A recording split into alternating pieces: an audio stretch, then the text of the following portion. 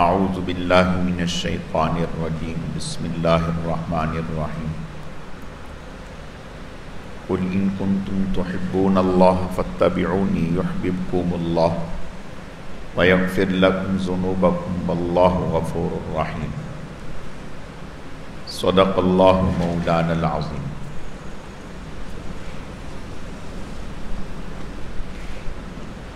میرے عزیز و دوستو، اللہ رب العزت کا بے حد کرم ہے، احسان ہے کہ اللہ پاک نے ہمیں دین سیکھنے، سمجھنے اور عمل کے جذبے سے جمع فرمایا ہے۔ اللہ تعالی ہم سب کے آنے کو، جمع ہونے کو، مل بیٹھنے کو اپنی بارگاہ میں قبول و منظور فرمائے۔ اللہ پاک نے ہمیں انبیاء میں سے، رسولوں میں سے جناب رسول اللہ صلی اللہ علیہ وسلم عطا فرمائے۔ انبیاء کرام اور رسول تو بہت بڑی تعداد میں آئے۔ حضرت آدم علیہ السلام سے لے کر جناب رسول اللہ صلی اللہ علیہ وسلم تک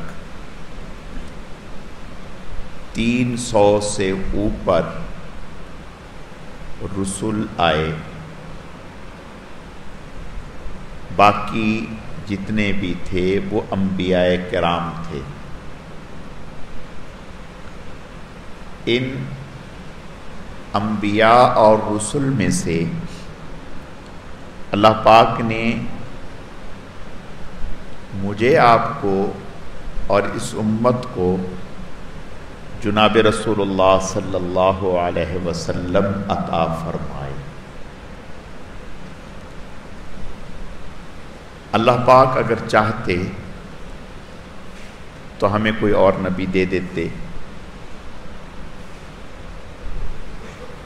یا ہمیں کسی اور نبی کی امت میں شامل کر لیتے، لیکن اللہ پاک نے ہمیں آخری پیغمبر، لاڈلے پیغمبر جناب رسول اللہ صلی اللہ علیہ وسلم نصیب فرمائے۔ یہ ہماری خوش نصیبی ہے۔ اور آپ صلی اللہ علیہ وسلم حسن و جمال کے پیکر تھے، ایسے حسین تھے کہ صحابہ کرام رضوان اللہ علیہم اجمعین جو فصاحت و بلاغت کے پیکر تھے، صحابہ کرام رضوان اللہ علیہم اجمعین بڑے فصیح تھے، ان کی زبان میں بڑی فصاحت و بلاغت تھی، ذہین تھے، مضبوط حافظہ تھا، کھڑے کھڑے سینکڑوں اشعار فی البدی کہہ جاتے تھے، سینکڑوں اشعار فی البدی کہہ جاتے تھے۔ اللہ پاک نے حافظہ بھی دیا تھا، ذہانت بھی دی تھی، صفات بھی دی تھیں، صلاحیتیں بھی دی تھیں۔ تو وہ جتنے بھی صحابہ کرام رضوان اللہ علیہ اجمعین ہیں، احادیث میں جو آپ صلی اللہ علیہ وسلم کا حلیہ مبارک، آپ کی آنکھیں کیسی تھیں، آپ کے رخسار کیسے تھے، آپ کے دندان مبارک کیسے تھے، آپ کے ابرو کیسے تھے، آپ کی پلکیں کیسی تھیں، آپ کی آنکھوں میں اندر سفیدی کیسی تھی، اس میں لال ڈورے کیسے تھے، آپ کے ہونٹ کیسے تھے، آپ کے دندان مبارک کیسے تھے، آپ کی گردن مبارک کیسی تھی، ہاتھ مبارک کیسے تھے، جتنے بھی صحابہ کرام رضوان اللہ علیہم اجمعین آپ صلی اللہ علیہ وسلم کا حلیہ مبارک نقل کرنے والے ہیں، ان سب نے آخر میں یہی کہا کہ ہم بتا نہیں سکتے کہ حضور کیسے تھے، ہم بتا نہیں سکتے کہ حضور کیسے تھے. یعنی ایسے فصیح و بلیغ کہ بات کریں تو بڑے بڑے فصاحت و بلاغت والے ان کے سامنے گنگ ہو جائیں، بات نہ کر سکیں.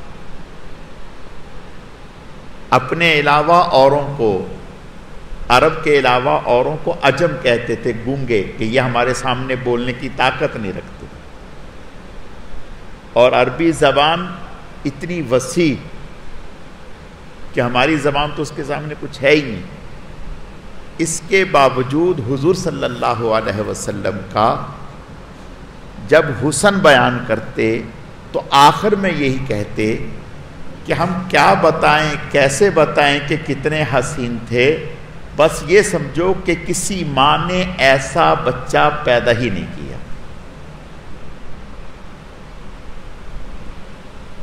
کسی ماں نے ایسا بچہ پیدا ہی نہیں کیا. وَأَحْسَنُ مِنْكَ لَمْ تَرَ قَطُّ عَيْنِي، آپ سے زیادہ حسین میری آنکھ نے دیکھا ہی نہیں. وَأَحْسَنُ مِنْكَ لَمْ تَرَ قَطُّ عَيْنِي وَأَجْمَلُ مِنْكَ لَمْ تَلِدِ النِّسَاءُ، آپ سے زیادہ جمیل کسی ماں نے پیدا ہی نہیں کیا. خُلِقْتَ مُبَرَّأً مِنْ كُلِّ عَيْبٍ، اللہ نے آپ کو ہر عیب سے پاک کیا، پیدا کیا. كَأَنَّكَ قَدْ خُلِقْتَ كَمَا تَشَاءُ، صحابہ کہتے ہیں کہ ہمیں تو یوں لگتا کہ جیسے حضور کہتے گئے اللہ ویسے بناتے گئے. ایسے حسین، ایسے حسین. ایک صحابی کہتے ہیں كَأَنَّ الشَّمْسَ فِي تَجْرِي كَأَنَّ الشَّمْسَ فِي وَجْهِهِ، ایسا لگتا تھا کہ جیسے آپ صلی اللہ علیہ وسلم کے رخسار مبارک میں سورج چل رہا ہے.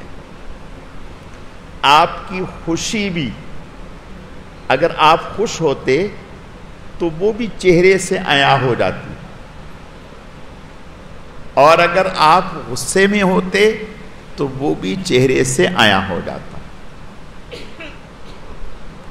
ایسا لگتا جب آپ صلی اللہ علیہ وسلم مسکراتے تو ایسا لگتا کہ نور کی لڑی آپ کے دندان مبارک سے نکل رہی ہے.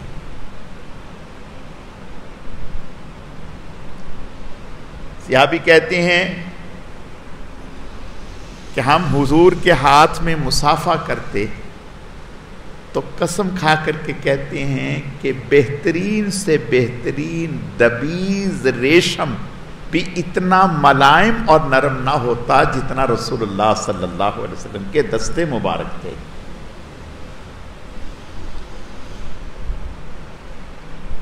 ایسے حسین. گویا اللہ نے کائنات کا حسن رسول اللہ میں سمیٹ دیا. کائنات کا حسن رسول اللہ صلی اللہ علیہ وسلم نے سمیٹ دیا. جب آپ اتنے حسین تھے تو آپ کے مبارک جسم سے نکلنے والے اعمال بھی اتنے ہی حسین ہیں. بات سمجھ میں آ رہی؟ جس قدر رسول اللہ حسین ہیں صلی اللہ علیہ وسلم، ایسے حسین کہ کائنات میں ایسے کوئی پیدا نہیں ہوا. ایسے حسین جیسے آپ حسین تھے، کائنات میں آپ جیسا کوئی حسین نہیں تھا، ایسے ہی آپ کے جسد اقدس سے نکلنے والے اعمال بھی اتنے حسین تھے ہیں کہ ایسے اعمال اور کسی کے حسین ہو سکتے ہی نہیں. ساری کائنات مل کر کسی عمل کو خوبصورت سے خوبصورت کرنا چاہے تو وہ عشر عشیر تو کیا اس کی گرد کو بھی نہیں پہنچ سکتے جو رسول اللہ صلی اللہ علیہ وسلم کی جسد اقدس سے نکلنے والے اعمال میں حسن ہے۔ آپ صلی اللہ علیہ وسلم کے جسد اقدس سے جتنے بھی نکلنے والے اعمال ہیں ان سب پر اللہ کی رضا اور محبوبیت کی مہر ہے۔ کائنات میں کتنا ہی بڑا کیوں انسان کیوں نہ ہو، ساری کائنات مل جائے، کسی عمل کو کریں، ان کے عمل میں اللہ کی رضا والی مہر نہیں ہے۔ گویا رسول اللہ صلی اللہ علیہ وسلم کے جسد اقدس سے جتنے بھی اعمال نکلے ہیں اللہ نے انہیں محبوبیت کا لبادہ پہنا دیا، محبوبیت کا لبادہ پہنا دیا، محبوبیت کی مہر لگا دی۔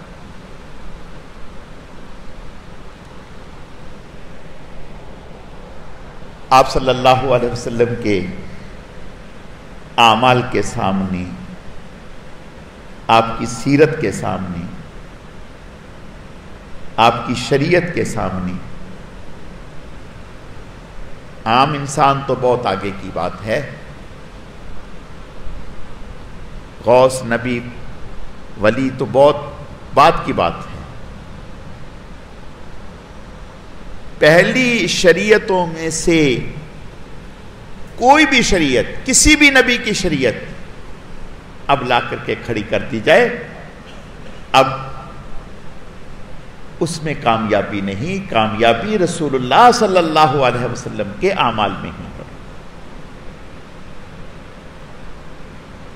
تو گویا ہمیں یہ تعلیم مل رہی ہے کہ اگر آپ یہ چاہتے ہیں کہ آپ اور آپ کا عمل اللہ کے ہاں محبوب بن جائے تو پھر رسول اللہ صلی اللہ علیہ وسلم کے جسد اقدس سے نکلنے والے اعمال کو لے لیں۔ اگر اس کو لے لیا تو اب محبوبیت کی نگاہ آپ پر بھی آ جائے گی، اللہ کی چاہت کی نگاہ آپ پر بھی آ جائے گی۔ اور اگر اللہ ہماری حفاظت فرمائے، ہم رسول اللہ کو چھوڑ کر صلی اللہ علیہ وسلم، آپ کے دین کو چھوڑ کر، آپ کی شریعت کو چھوڑ کر،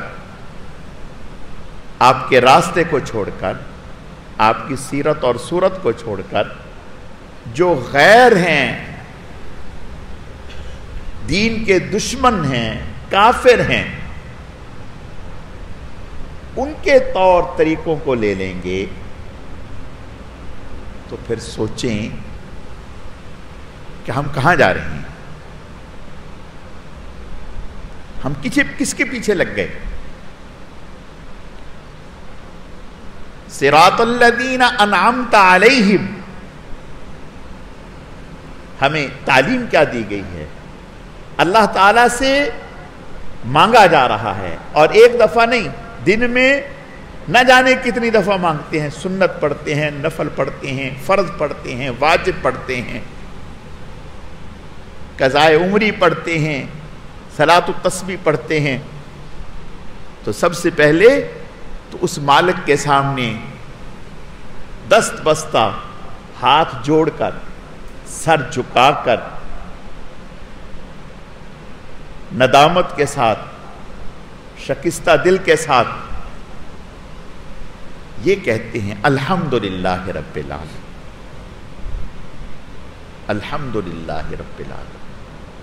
اور جب یہ کہہ رہے ہوتے ہیں تو اس وقت دل کیا کہتا ہے کہ اے میرے الہ، اے میرے مالک، اے خالق، میں ہزار بار، لاکھوں بار عرق و گلاب سے اپنا منہ دھو لوں، اپنی زبان دھو لوں، پھر بھی یہ اس قابل نہیں ہے کہ آپ کا پاکیزہ نام جس شان سے لینا چاہیے لے سکوں. میں بھی گندا، میری بنیاد گندی. ہماری بنیاد کہاں ہے؟ کیا ہے؟ ہم ذرا اپنی بنیاد پہ نظر تو ڈالیں. کس بات پہ فخر؟ کیسا فخر؟ کیا فخر؟ کیسی علمیت، کیسی صلاحیت، کیسی قابلیت، کیسا حسن، کیسا وجود جو سراسر گندگی ہے، غلاظت ہے، پیدائش بھی گندگی، وجود پہلا نقطہ قطرہ گندا، ایسا گندا کہ گھن آئے. خود تعفن سے آدمی بے چین ہو جائے. پوری رات اس گندگی کو جسم پر رکھنا یا کپڑے پر رکھنا تکلیف دے لگے جب تک دھو نہ لے. یہ گندگی. اور پھر جو غذا مل رہی ہے وہ عورت کے ایام کا جو گندا خون ہے وہ اس کی غذا ہے جس سے اس کی نشو و نما ہو رہی ہے. اب سوچیں ہم کیا ہیں؟ ہم کیا ہیں؟ یہ تو ہماری بنیاد ہے. اور جب دنیا میں آ گئے تو بھی گندے. جسم سے گندگی ہی نکلتی ہے. کیا نکلتا ہے؟ بھینس تو پھر بھی دودھ دے دیتی ہے، گائے تو پھر بھی دودھ دے دیتی ہے جو میرے اور آپ کے کام آتا ہے. ہم کیا دیتے ہیں؟ ہمارے جسم سے تو سوائے گندگی اور غلاظت کے کچھ نکلتا ہی نہیں. اگر کہیں چوٹ لگ جائیں تو غلاظت، خون گندا ہے، پیپ گندی ہے، فضلہ گندا ہے.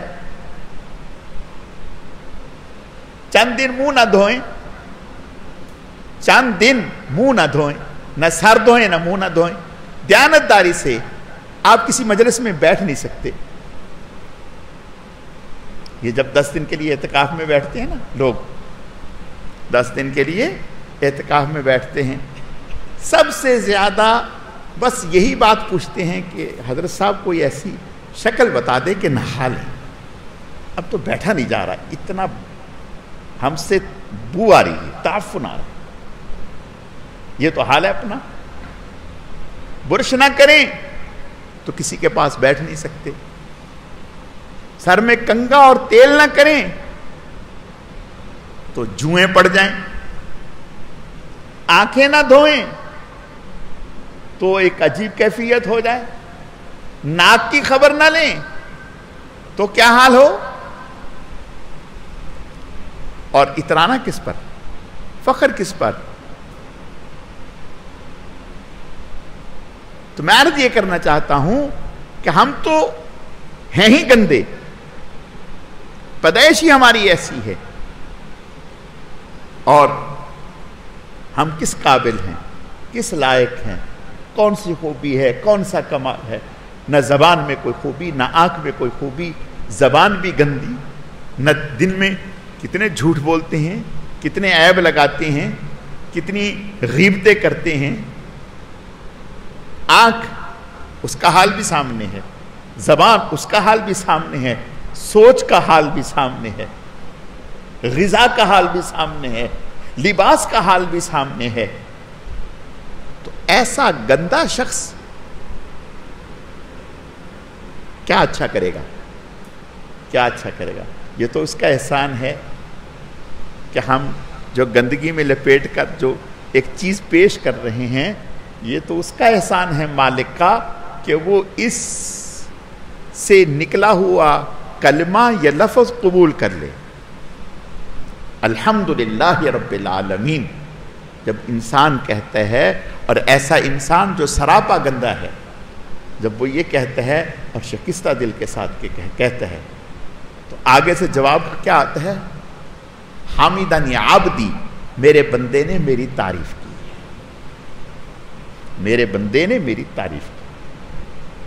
الحمدللہ رب العالمین الرحمن الرحیم کہتا ہے تو جواب آتا ہے ماجدنی عبدی، میرے بندے نے میری بزرگی بیان کی. مالک یوم الدین، ایاک نعبد و ایاک نستعین. کیا کہہ رہا ہے؟ اے اللہ میں کیا، میرے میں کیا کمال ہے؟ خاک کمال ہے. یہ تو آپ کی رحمت نے مجھے تھام رکھا ہے.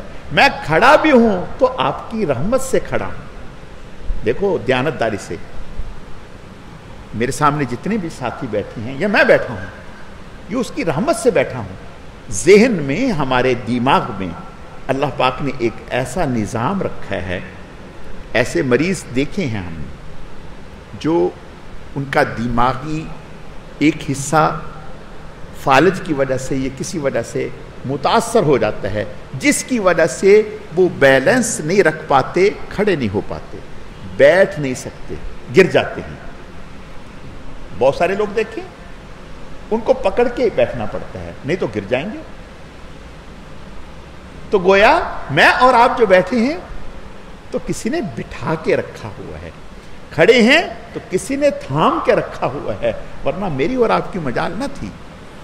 ہم آگے بھی گر سکتے ہیں، پیچھے بھی گر سکتے ہیں. ایسے لوگ ہیں، بہت سارے لوگ ہیں. تو یہ کس کا کرم ہے؟ اللہ کا کرم ہے. اس نے ہمیں کھڑا کر رکھا ہے، اس نے ہمیں بولنے کی طاقت دے رکھی ہے، اپنے سامنے کھڑا کیا. مال ایاک نعبد و ایاک نستعین، جو تیری عبادت کر رہا ہوں، تیری ہی عبادت کر رہا ہوں، تیری ہی مدد سے کر رہا ہوں، تیرے ہی کرم سے کر رہا ہوں،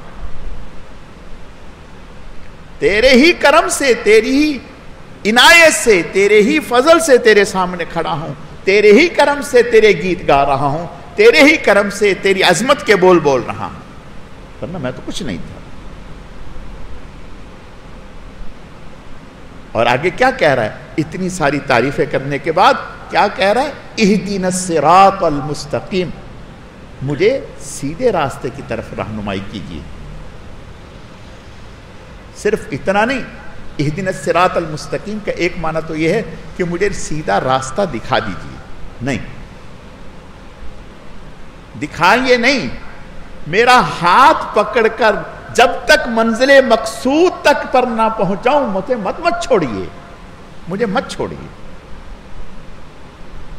ایک آدمی نے راستہ تو دکھا دیا، لیکن کیا دکھانے کے بعد ہم منزل تک پہنچ جائیں گے؟ کوئی یقین نہیں. اے مالک، صرف آپ راستہ نہ دکھائیے بلکہ اپنی رحمت سے ہمارا دامن تھام لیجئے اور منزل تک ہمیں پہنچا دیجئے. منزل کون سی ہے بھئی؟ صراط الذین انعمت علیہم، ان لوگوں کا راستہ جن پر آپ کا انعام ہوا، یہ منزل ہے. اپنی رضا تک ہمیں پہنچا دیجیے. غیر المغضوب علیہم ولا الضالین، نہ کہ ایسے لوگوں پر جن پر آپ کا غضب ہوا. اب آؤ اس بات کی طرف کہ حضور کے طریقے کو چھوڑ کر مغضوب علیہم، جن پر اللہ کا غضب ہوا ہے، یہود ہیں، نصارہ ہیں، ہندو ہیں، مشرک ہیں، کافر ہیں، کوئی آدمی ان کے طریقے کو اختیار کر رہا ہے اور ان کو اپنے لیے مشعل راہ بنا رہا ہے، ان کو اپنے لیے آئیڈیل بنا رہا ہے، تو سوچئے اس پر رحمت الہیہ برسے گی کیسے؟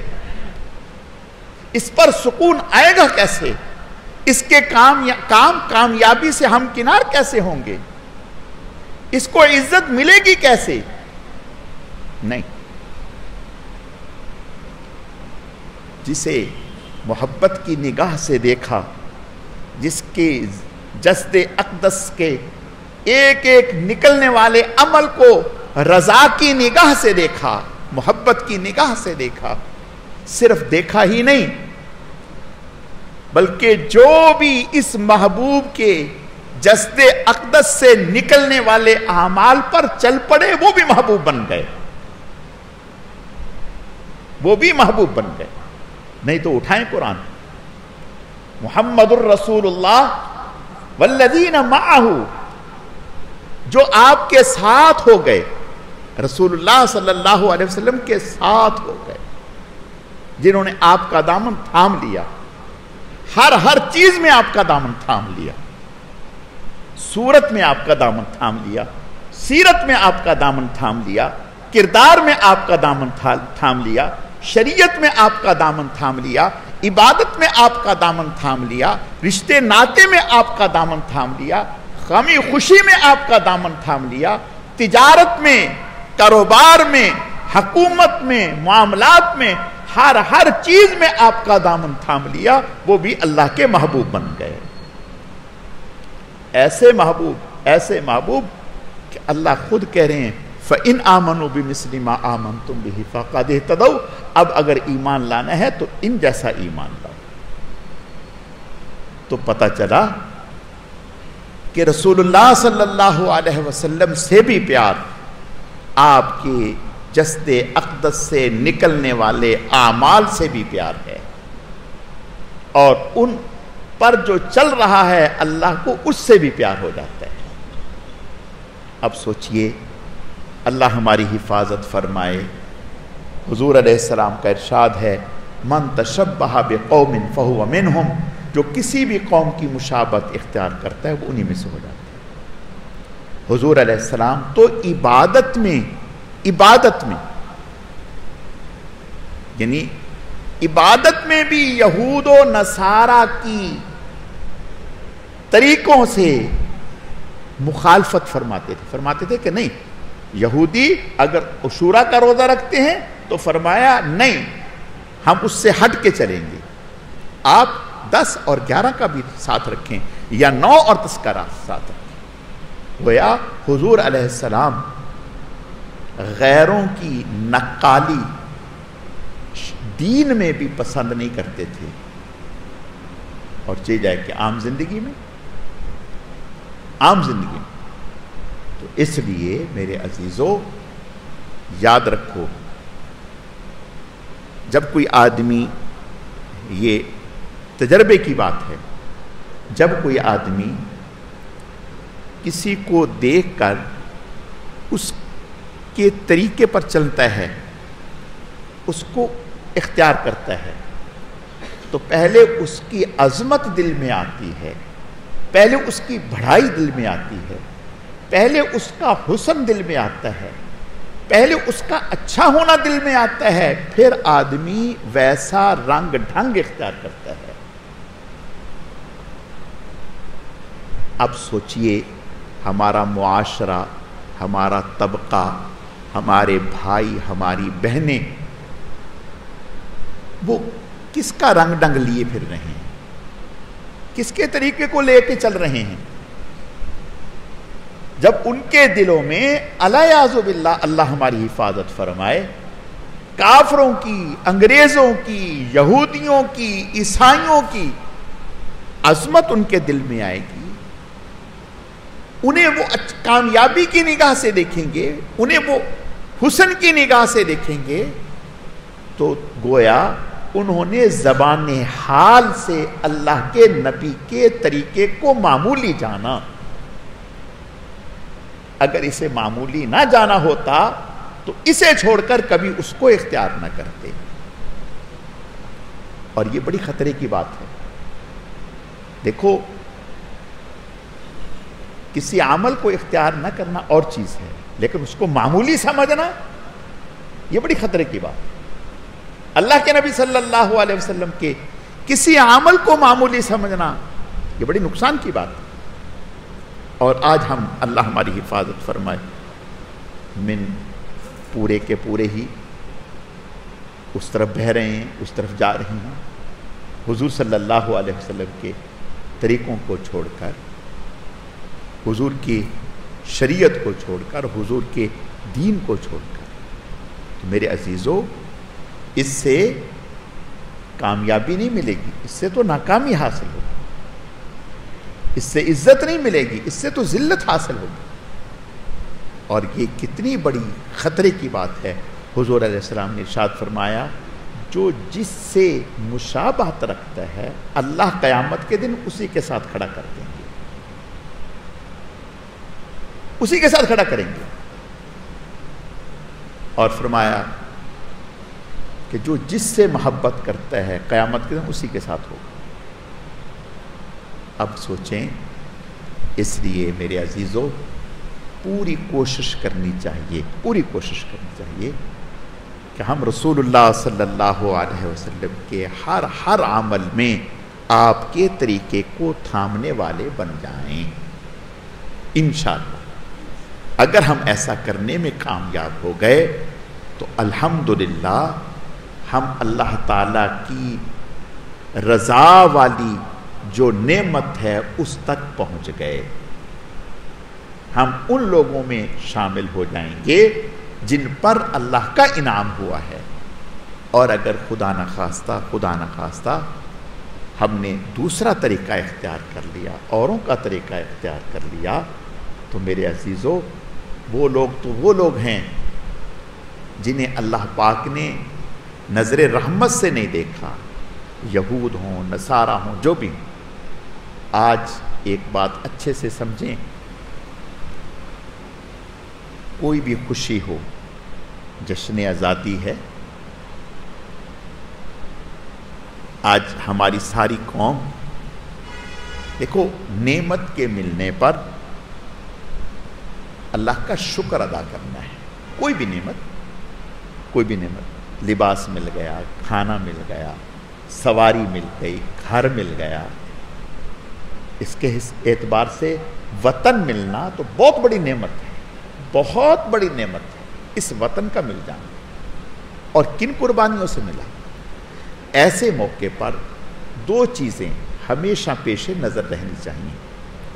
ایک تو جن لوگوں نے اس وطن کے حاصل ہونے میں قربانیاں دی، جتنے بھی لوگوں نے قربانیاں دی، مرد عورتیں، اور اگر آپ تو ماشاءاللہ سبھی جانتے ہیں کہ خون کی ندیاں عبور کر کے یہ ملک ملا ہے، خون کی ندیاں عبور کر کے یہ ملک ملا ہے، پورے خاندان کاٹ دیے گئے، پورے خاندان میں سے ایک بھی نہیں بچا، سب ذبح کر دیے گئے۔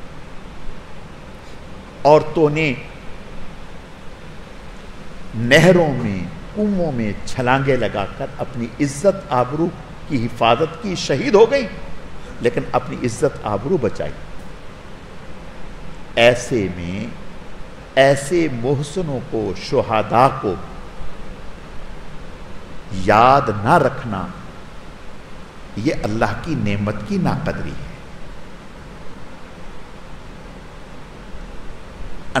مہاجرین نے حضور سے کہا کہ یا رسول اللہ، انصار تو ہم سے آگے نکل گئے، جو عبادت ہم کرتے ہیں وہ یہ بھی کرتے ہیں، اور مزید یہ کہ ہمارے سارے اخراجات انہوں نے اٹھائے ہوئے ہیں۔ آپ نے ارشاد فرمایا جب تک تم ان کا شکر ادا کرتے رہو گے اللہ اجر میں برابر رکھیں گے۔ اس موقع پر پہلا کام جو ہے وہ ان شہداء کو یاد کرنا۔ وہ یاد کس طرح سے؟ صرف اس موقع پر نہیں، ہمیشہ ہر موقع پر اپنی ہر دعا میں ان شہداء کو یاد کریں۔ اے اللہ، جتنے بھی شہداء نے اس ملک کے بننے میں قربانیاں دی ہیں، جس نے قربانی دی ہے، اے اللہ ہمارے ہر عمل کا اجر بدلہ اور ثواب انہیں عطا فرما، ان کے درجات کو بلند فرما، ان کی قبروں پہ کروڑہ رحمت نازل فرما۔ یہ پہلا حق ہے اس نعمت کا جو ہم ادا کر رہے ہیں، پہلا حق۔ اور دوسرا حق یہ ہے کہ یہ دعا کرنا کہ اے اللہ، یہ جو نعمت آپ نے ہمیں دی ہے ملک پاکستان، ہمیں اور پوری قوم کو اس نعمت کو مضبوط کرنے کی توفیق عطا فرما۔ ہمارے کسی بھی عمل سے، ہماری کسی بھی گفتگو سے، ہماری کسی بھی فعل سے یہ ہمارا ملک کمزور نہ ہونے پائے۔ یا اللہ، جو اس ملک کو کمزور کرنا چاہتے ہیں کسی بھی اعتبار سے، انہیں ہدایت عطا فرما۔ اگر آپ کی مشیت میں ایسے بدبختوں کے لیے ہدایت نہیں ہے تو پھر ایسے جتنے بھی ناصور ہیں ان سے ہمارے ملک کی حفاظت فرما۔ اور تیسری چیز، اس خوشی میں اللہ کی خوشی کو بھی یاد رکھیں۔ یعنی خوشی اپنے جذبات، دیکھو جذبات اپنی جگہ، اپنے جذبات کو اللہ کی مشیت اور اللہ کی چاہت کے تابع پورا کرنا، اس کا نام شکر ہے۔ بھئی ایک آدمی کہتا ہے کہ میں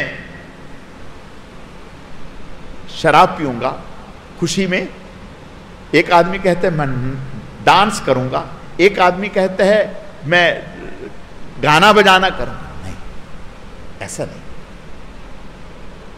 خوشی کا اظہار اس طرح سے کہ اللہ کی بارگاہ میں نفل پڑھیں، تلاوت کریں، دعائیں مانگیں۔ کوئی ایسا عمل اس موقع پر، کوئی ایسا عمل جو اللہ کی ناراضگی والا ہو، وہ کوئی بھی ہو، اس سے بچنے کی کوشش کریں۔ اور باقی اپنی طاقت کا اظہار، اپنی طاقت کا اظہار، یہ تو سنت اللہ ہے، اس کا تو حکم ہے وَأَعِدُّوا لَهُم مَّا اسْتَطَعْتُم مِّن قُوَّةٍ، کہ کافروں کے لیے وقتاً فوقتاً اپنی طاقت کو ظاہر کرتے رہو۔ تُرْهِبُونَ بِهِ عَدُوَّ اللَّهِ وَعَدُوَّكُمْ، اللہ اور اپنے دشمنوں کو خوف زدہ کرتے رہو۔ طاقت کا اظہار تو اچھی بات ہے۔ صحابہ اکرام رضوان اللہ علیہم اجمعین 6 سال کے بعد جب عمرہ ادا کرنے کے لیے تشریف لائے مکہ میں، تو مدینہ میں جا کر بیمار ہو گئے، کمزور ہو گئے، دبلے ہو گئے، لاغر ہو گئے۔ تو کافر اور مشرک اوپر سے چھتوں سے دیکھ رہے تھے، ان کی عورتیں بھی دیکھ رہی تھیں۔ کہا یہ تو دبلے ہو گئے، ان کو ہم کیا سمجھتے ہیں، ان کو تو یوں کھا جائیں گے۔ حضور علیہ السلام نے ارشاد فرمایا اللہ کو عاجزی پسند ہے، لیکن اب تم نے جب طواف کرنا ہے نا، طواف کرنا ہے تو پہلوانوں کی طرح کرنا ہے، تاکہ ان کمبختوں کو پتہ چلے کہ تم ہمارے ظاہری جسم کو دیکھ کر کے غلط اندازہ نہ کرو، اندر میں ایمان کی طاقت پہلے سے بھی زیادہ ہے۔ یہ کیا ہے؟ اس کا مطلب یہ ہے کہ جب دشمن تمہارے سامنے تاک لگا کے تمہیں دیکھ رہا ہے اور یہ اندازہ کرنا چاہتا ہے کہ آیا تم کمزور ہو چکے ہو یا طاقتور ہو، ایسے میں اپنے آپ کو اور اپنی طاقت کو ظاہر کرنا یہ اجر و ثواب کا ذریعہ ہے۔ تو گویا اپنے آپ کو اسلحہ سے مضبوط کرنا، اور اس کے ساتھ ہی اسلحہ سے مضبوط کب ہوں گے؟ جب ہماری معیشت مضبوط ہوگی۔ اور معیشت کیسے مضبوط ہوگی؟ جب ہم اس ملک کے ساتھ مخلص ہوں گے۔ اگر خدا نہ خواستہ ہر آدمی اپنا پیٹ لیے بیٹھا ہے اور وہ کہتے ہیں کہ میں اور میرا سب ٹھیک ہو جائے اور باقی جو مرضی ہو، تو پھر کہاں سے ملک مضبوط ہوگا اور کہاں سے آپ دیگر چیزوں کے اعتبار سے مضبوط ہوں گے؟ اور یہ اس وقت ہوگا جب خوف خدا ہوگا، جب خوف خدا ہوگا۔ تو بھائی اس موقع پر اللہ کی بارگاہ میں دعائیں بھی کریں، تلاوت بھی کریں، نوافل بھی پڑھیں، اور ملک کے لیے، اپنے لیے، اسلام کی ترقی کے لیے دعائیں بھی مانگیں۔ شہداء کو یاد رکھیں، کوئی بھی ایسی زبان سے بات اور کسی بھی طرح سے جو اللہ کی ناراضگی والی ہو، اس سے اپنے آپ کو بچائیں۔ اللہ تعالیٰ سمجھنے کی، عمل کرنے کی توفیق عطا فرمائے۔ الحمدللہ رب العالمین والعاقبۃ للمتقین والصلاة والسلام علی سید المرسلین اللہم صلی علی محمد النبی الامی وعلی آلہ واصحابہ وبارک وسلم وصلی علیہ رب اغفر وارحم وانت خیر الراحمین اللہم لک الحمد کما انت اہل فصلی علی محمد کما انت اہل وفعل بنا ما انت اہل فانک اہل التقوی واہل المغفرہ۔ اے اللہ اپنے کرم سے، اپنی رحمت سے، اپنے فضل سے جتنا بھی درود شریف محض آپ کی توفیق اور آپ کے فضل سے پڑھا گیا، اسے اپنی بارگاہ میں بے حد قبول فرما دی، کمی کوتاہیوں کو معاف فرما دی، اس کا اجر و ثواب جناب رسول اللہ صلی اللہ علیہ وسلم کی خدمت میں بطور تحفہ اور ہدیہ قبول فرما لیجیے۔ پھر آپ علیہ السلام کے صدقہ اور طفیل سے آپ کے ازواج، اہل بیت، خلفائے راشدین عشرہ مبشرہ، تمام صحابہ کرام و صحابیات، تمام انبیاء کرام، حضرت شیخ الحدیث رحمۃ اللہ علیہ، ہمارے حضرت جی رحمۃ اللہ علیہ، سلسلے کے تمام اکابر، اسلاف، بزرگان دین مشائخ اعظام، ہم سب کے والدین، ہم سب کے اساتذہ کرام، خاص طور پر یا اللہ پاک کل 14 اگست ہے اور ملک پاکستان کے بننے میں یا اللہ پاک جتنے بھی لوگوں کی محنتیں، کوششیں، کاوشیں، خدمات یا اللہ پاک شامل ہے، جتنے بھی مسلمانوں نے، مردوں نے، عورتوں نے، بچوں نے، بوڑھوں نے اس کے لیے قربانیاں دی، اے اللہ اپنے کرم سے سب کو اس کا اجر و ثواب پہنچا دیجیے، سب کے درجات کو بلند فرما دیجیے، سب کی قبور کو نور اور رحمت سے منور فرما دیجیے، سب کو اعلی علیین میں جگہ عطا فرما دیجیے یا اللہ پاک۔ درود پاک کی برکت سے ہم سب کو آپ صلی اللہ علیہ وسلم کا قرب خاص نصیب فرما دیجیے، آپ کی دعاؤں میں ہمیں شامل فرما دیجیے۔ اے اللہ درود پاک کی برکت سے ہم سب کا خاتمہ ایمان پر فرما دیجیے، اپنے اپنے وقت پر پاکیزہ طیب کلمے والی موت نصیب فرما دیجیے یا اللہ پاک۔ اس موقع پر ہمیں ہر وہ عمل جو آپ کی رضا والا ہو اسے کرنے کی توفیق عطا فرما دیجیے، ہر ایسے عمل سے جو آپ کی ناراضگی والا ہو اس سے بچنے کی توفیق عطا فرما دیجیے یا اللہ پاک۔ اپنے کرم سے آپ نے ہمیں بہت بڑی نعمت دی ہے ملک پاکستان، اے اللہ ہمیں اس کی قدردانی کی توفیق عطا فرما دیجیے، خوب خوب اس پر شکر ادا کرنے کی توفیق عطا فرما دیجیے یا اللہ پاک۔ اپنے کرم سے، اپنی رحمت سے ہم سب کو اور پوری قوم کو یا اللہ پاک وہ تمام ایسے اعمال، افعال جو اس نعمت کی ترقی کا اور اس نعمت کی حفاظت کا ذریعہ بنے ہمیں کرنے کی توفیق عطا فرما دیجیے یا اللہ پاک۔ پوری قوم کو ایسے افعال سے، ایسے اعمال سے، ایسے کردار سے جو اس ملک کو کمزور کریں، اے اللہ اس سے ہم سب کی حفاظت فرما دیجیے اے اللہ۔ اپنے کرم سے ہمارے اس ملک کو دن دگنی رات چوگنی ترقی عطا فرما دیجیے،